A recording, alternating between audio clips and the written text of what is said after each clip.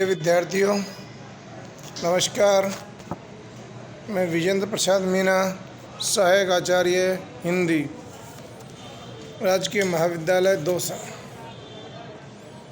विद्यार्थियों, हम समालोचकों का अध्ययन कर रहे हैं। आज उसी में हम आचार्य नंद दुलारे वाजपेयी जी का अध्ययन करेंगे।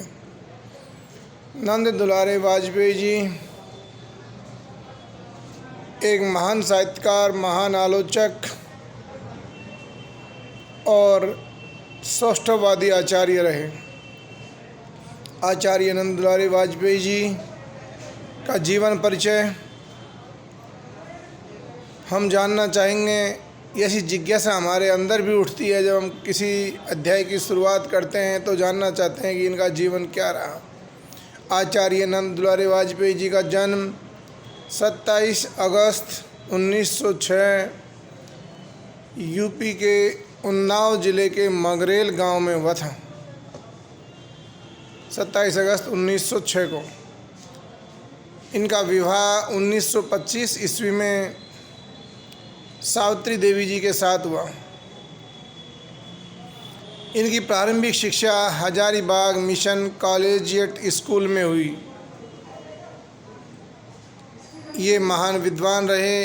इन्होंने उच्च शिक्षा काशी हिंद विश्व उच्च शिक्षा के क्षेत्र में भी नए मापदंड स्थापित किए। काशी विश्वविद्यालय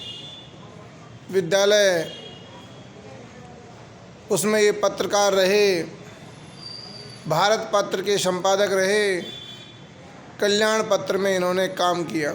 बाद में सागर विश्वविद्यालय के हिंदी विभाग के अध्यक्ष भी रहे।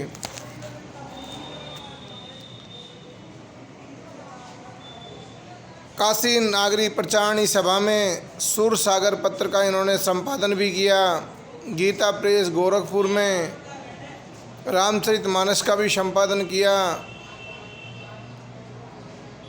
और विक्रम विश्वविद्यालय के कुलपति भी रहे। ये जीवन में प्रकृति के प्रेमी भी रहे। अक्सर प्राकृतिक सौंदर्य में इतने खो जाते थे कि कई बार ये प्रकृति को एक चित्त होकर के निहारा करते थे।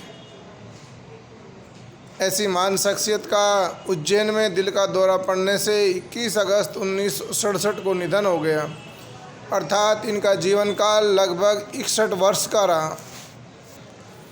आचार्य नंद दुलारे वाजपेयी जी ऐसे समीक्षक और प्रतिभा पुत्र थे जो साहित्य को आत्मानुभूति और आत्माभिव्यक्ति मानते थे। आत्मानुभूति का मतलब आप समझ रहे होंगे कि हम जो अनुभव करते हैं उसको ग्रहण करके हमारे भाव उमड़ करके जो अभिव्यक्ति करते हैं और जब रचना होती है उसी का कारण साहित्य हमारे सामने आता है। उन्होंने कहा है आत्मानुभूति साहित्य का प्रयोजन है।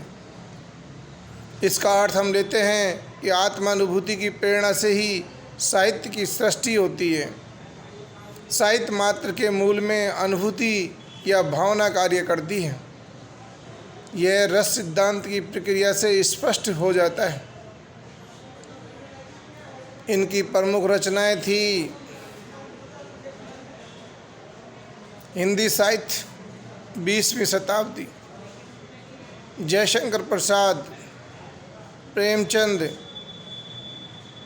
आधुनिक साहित्य और नया साहित्य, नए प्रश्न। अर्थात इनके कर्तृत्व में 3 रूप उभरकर सामने आते हैं। एक संपादक रूप, दूसरा समालोचक रूप और तीसरा निबंधकार के रूप में ये हमारे सामने आते हैं। अर्थात इनके जीवन परिचय से, इनके कर्तृत्व से ऐसा लगता है ये बहुमुखी प्रतिभा के धनी थे। समाचार पत्रों का संपादन करना, कल्याण पत्र में काम करना, रामचरितमानस का सुंदर रूप में संपादन करना और साथ में सुरसागर का संपादन करना भी इनके जीवन की बड़ी उपलब्धियां हैं। ये इनका जीवन परिचय है। आगे हम कल इन्होंने हमारे BA पार्ट 3 के लिए द्वितीय प्रश्न पद में छायावाद नाम से जो इनका अध्याय चलता है उसका हम अध्ययन करेंगे। धन्यवाद।